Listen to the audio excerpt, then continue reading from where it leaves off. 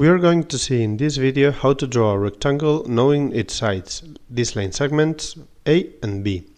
First of all, we have to know what a rectangle is in order to properly draw it.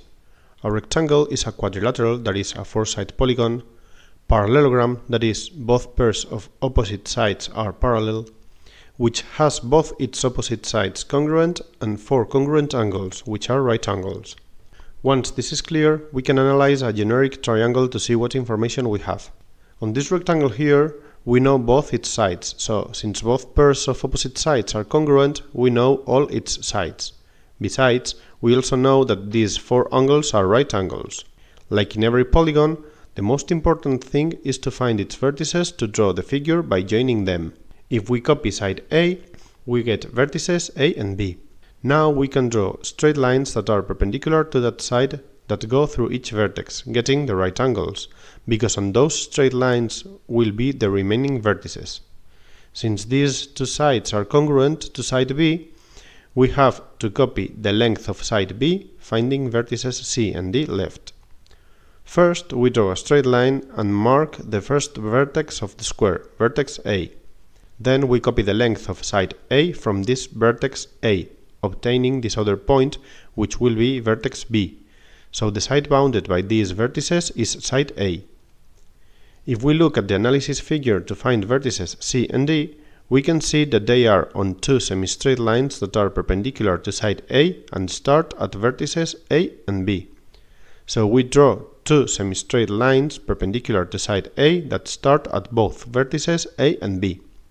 Now we copy the length of side B of the square on each of these semi-straight lines from vertices A and B, getting these points which will be vertices C and D of the rectangle. So we get the rectangle by joining all the vertices in the right order. Now we only have to name the remaining sides B, C and D, and the rectangle is finished. We check that the resulting figure is the asked one. It is a rectangle because it is a parallelogram that has both pairs of opposite sides congruent, the length asked, and its four angles are right angles. So the exercise is properly solved. Another way for drawing the rectangle is the following. As in the previous method, we start drawing side A, finding vertices A and B, and we have to find out vertex C the same way as before, drawing a semi-straight line that is perpendicular to side A and starts at vertex B, and copying the length of side B on the line from that vertex. This point here is vertex C of the rectangle, and the side bounded by vertices B and C is side B. So we only need to find the vertex D, knowing that a rectangle has both pairs of opposite sides congruent. So vertex D is this distance B from vertex A and this distance A from vertex C at the same time. So using point A as center, we draw an arc whose radius is the length of side B, because vertex D has to be on that arc, so the distance from it to A, when joining them, is side B's length. And using point C as center, we draw another arc whose radius is the length of side A, because vertex D has to be on that arc, so the distance from it to C, when joining them, is side A's length. The point where both arcs meet is the rectangle's remaining vertex, so we can draw it and name its parts.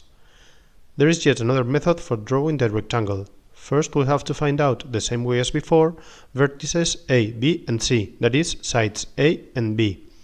Since a rectangle is a parallelogram, vertex D has to be on a straight line that is parallel to side A and goes through vertex C, and, at the same time, on another straight line that is parallel to side B that goes through vertex A. The point where both straight lines meet is vertex D left. Now we can draw it and name its parts.